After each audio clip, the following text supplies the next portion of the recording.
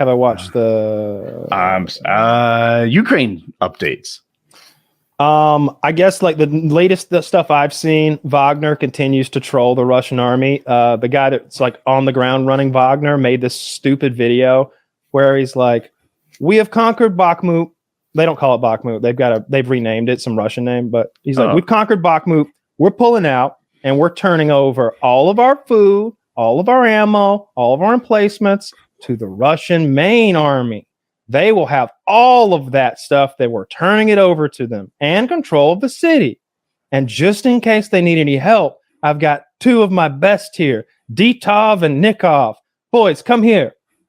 These guys were instrumental in taking the city. They almost did it single-handedly, and they're two like fuck-offs. One's like 19 and like 50, and the other's like way too old to be there. He's got like a big bushy white beard, and they look scared. They do not want to be part of this propaganda video, but they have to be. And they're like, "You boys are gonna stay behind, and you teach the Russian main army our ways. You keep them in line and help hold the city. Can you do that? Can you help the Russians hold?" And they're like, "Yes, comrade.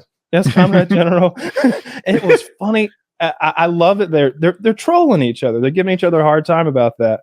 I saw that I guess our JDAMs, which is GPS guided munitions, big bombs strapped to the jets of the Ukrainians, have been getting scrambled by the Russians a good bit. They don't know if they've been rendered ineffective because of Russian jamming or because of how low the Ukrainians are flying their planes. I guess F-16s are kind of on the way. Mm-hmm. So we're like couple hundred Leopards. I learned all about the Leopard tank today. Like they proved the F-16s, and then it'll be like September, and I still won't see them. Yeah. A third Russian scientist has been put on trial for treason, or charged with treason, I should say. What I read about that was it was because of they had sold secrets to China. At least one of them was the charge against him, at least. Oh, now China will have missiles that don't work. Yeah, I don't know. It's always fun. I don't watch as much of the drone footage anymore. I think my bloodlust has been sated. Nice vocabulary, though. I'm digging it. I don't need to see any more people get blown up. I don't think, unless they do it in a cool way. You know, when those Leopards get there, maybe they do some interesting stuff. I like the videos where they superimpose countries' flags on top of the vehicles and troops. Yes. And it's like, here's the Russian tank and here's his troops. The troops are 20 yards away in the bushes.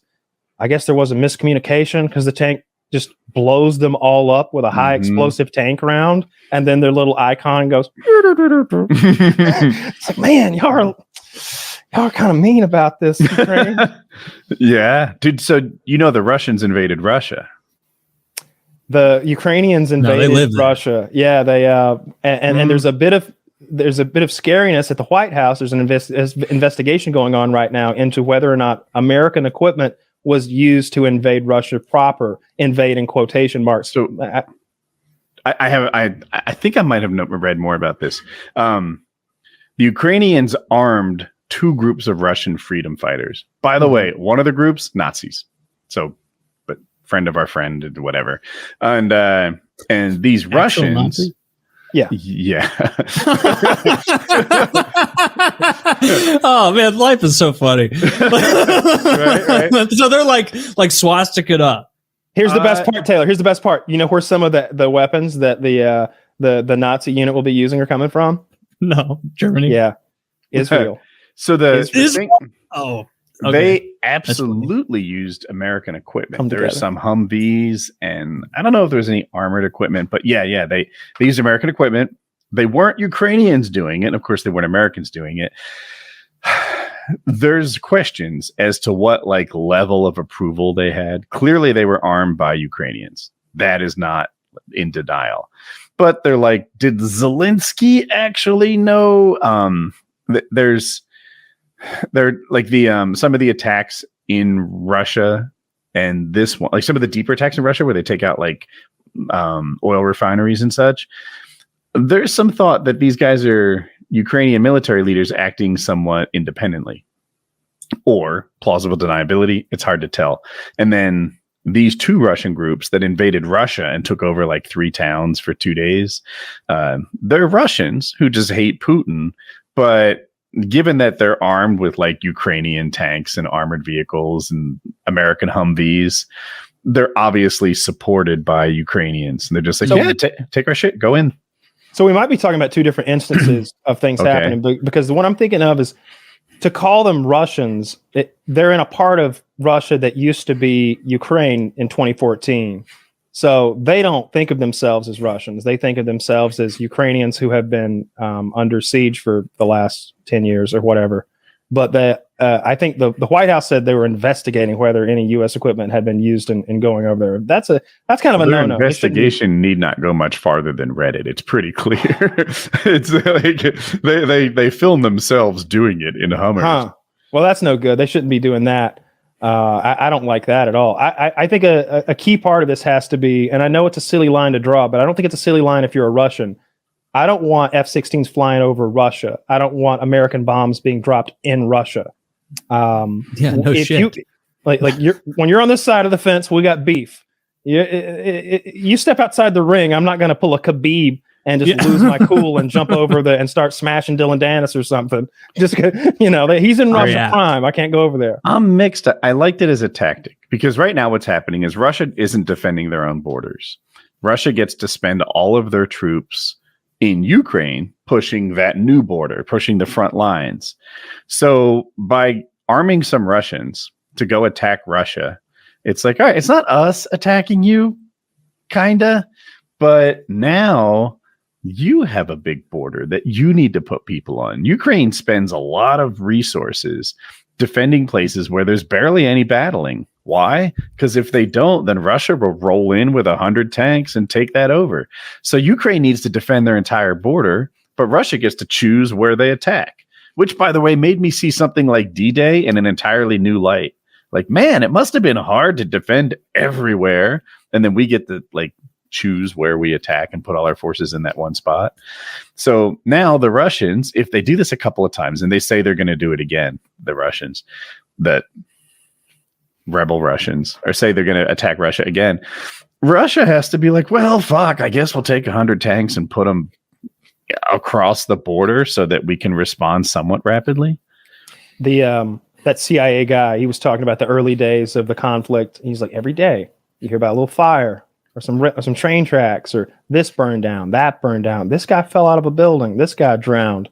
He's like, it's clear that there's like a target list that had already been made, and it's being worked through by agents behind lines, starting fires, assassinating people, destroying infrastructure. And obviously Russia doesn't talk about it a lot, but if you're just on Reddit, every couple of days you're like, massive fire. You see like this huge complex, and it's aero defense contractors, it's munitions plants. Ukrainians are hilarious. Every single time they say Russians have awful smoking habits and they shouldn't smoke near the flammable things. Yeah, every time they burn a Russian factory down, they're like, those Russian factory workers and their cigarette disposal. Jesus. So careless. Do Russians smoke a lot? Is that a stereotype? Yes. Yeah, that is a stereotype.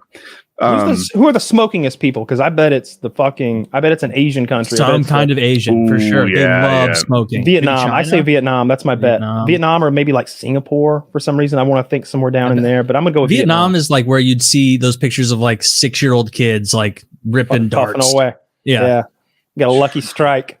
Yeah, Lucky Strike. And napalm. Lucky Strikes and napalm scars. Dude, I saw Lucky Strikes at a gas station within the last year or two, and I really thought like I should buy a pack of Lucky Strike cigarettes. I didn't even know they had. Just from Mad Men? Yeah, they look just nice, from Band of Brothers. Isn't that? Okay. It probably is. I think Mad Men. Yeah, Matt, you're 100% right. Yeah. That's the smoke of the 40s, Timmy. So the Ukrainians lost Bakhmut, but I don't know. There's still this big counteroffensive looming that hasn't really happened yet. We'll see what happens. Wish we knew how many Ukrainians had died.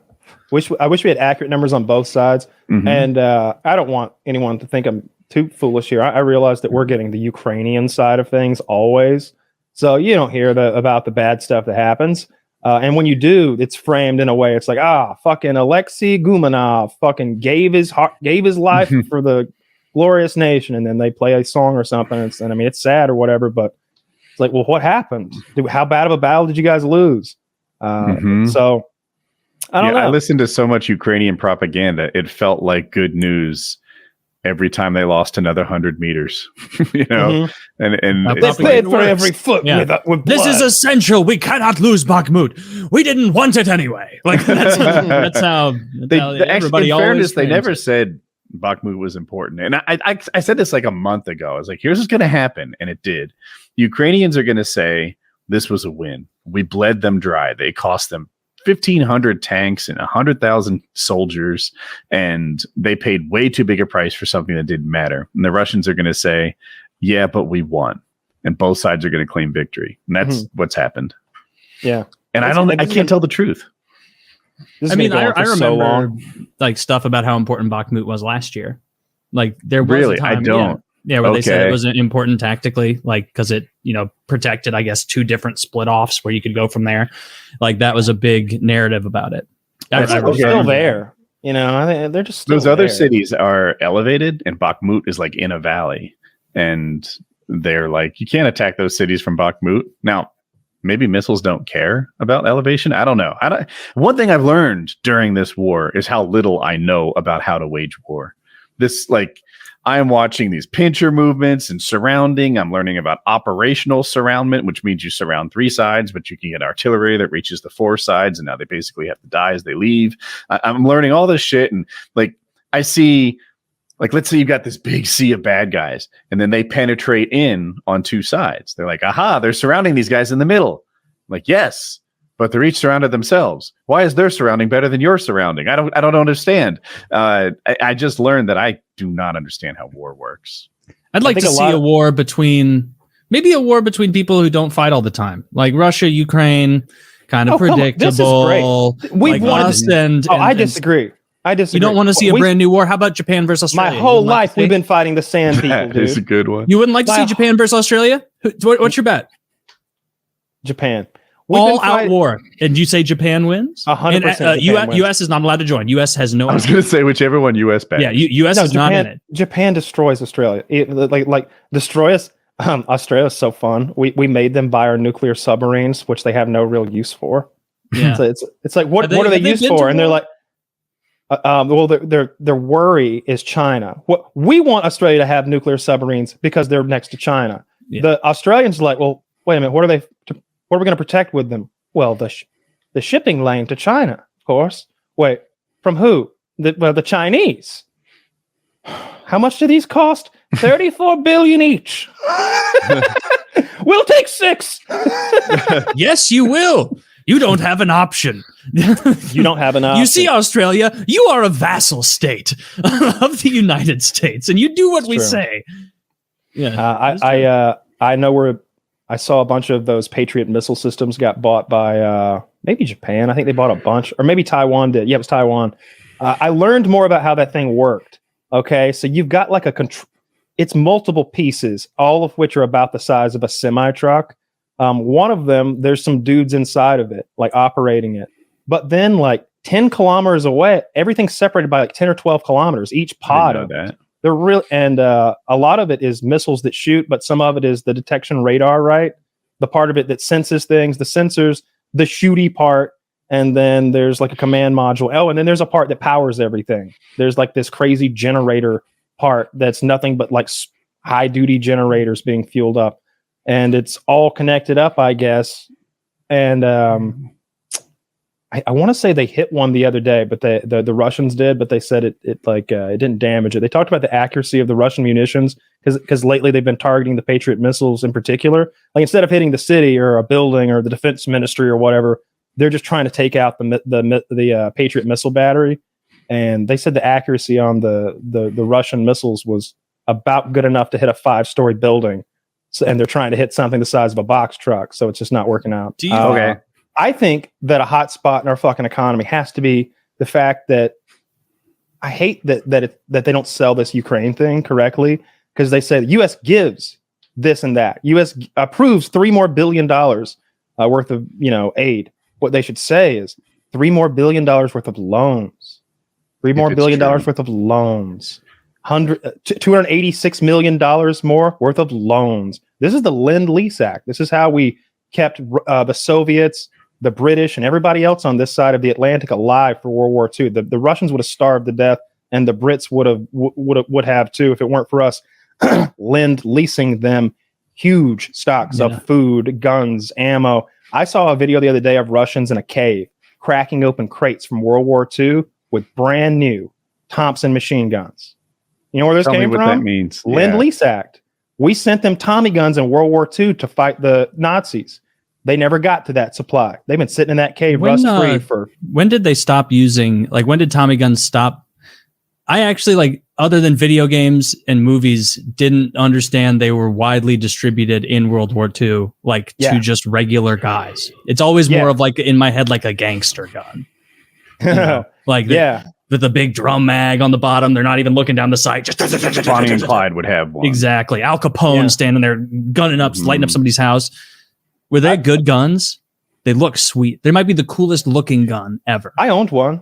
I had my own fully automatic Tommy gun.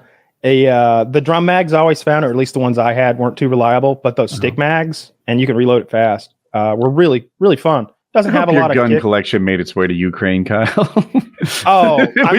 We could arm a village. Oh, they sent that to Mexico, I'm sure. They said that there's some cartel member with an FPSRussia fucking gun right now. I guarantee it. We ran that shit down there and forgot. We're gonna see some guy with an ISIS like standing over someone about to shoot him in the back of the head, and it's gonna say like AK from it's gonna say "Have nice day" on the side of it, and someone has his brain splattered on the sand. Yeah, if you see like a chromed out fucking bullpup M14 or something.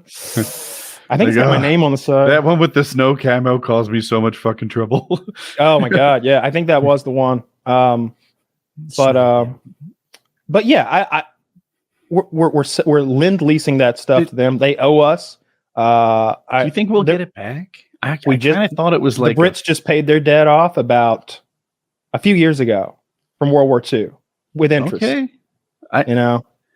they're a more successful country than Ukraine. What we often do with African countries in particular is we forgive that debt. The next time we're trying to get them to do a thing, like, hey, how about we forget about the $8 billion in aid we gave you last decade, and you don't let these terrorists live here? And they're like, yes, this is a good deal. Yes. They probably invited the terrorists to get out of the debt, but we're America, so we've got plenty of that kind of money to throw around. The CIA guy that I've been watching on YouTube was talking about, he was trying to capture this guy in Pakistan, and they were like, what do you need? He's like, I need 45 men. I need $2 million cash. I need a bowl of vehicles. Green M&Ms. He went through this. It was cool as shit. It was like that. He went through this like cool ass like James Bond list of shit he needed. I need this kind of satellite coverage. I need these kind of phones. I need this, that, and the other. I need Overwatch. Blah blah blah. And the interviewer was like, $2 million. What's that for? It's like, I'm gonna bribe every motherfucker in Pakistan. Anybody that looks like they want some bribery money's getting it. He would just every step of the way. Hey, and keep your mouth shut about this. Hey, and do this, and just handing out wads of hundreds because he's got $2 million worth of bribe money. Yeah, can you imagine? Yeah, of course it is. I wonder what $2 million looks like. I bet it fits in a brown paper bag, like a lunch bag, like hundreds. No, not a lunch bag. Am I wrong? 2 million? I could be. All right. I say 2 million is like this, like a big old. So you think it fits in a grocery bag, and I think it fits in a lunch bag. Yeah, I bet you could. Yeah, you could fit it in like a brown paper grocery bag. Yeah, I guess we're considering like stacks of 10,000 and hundreds.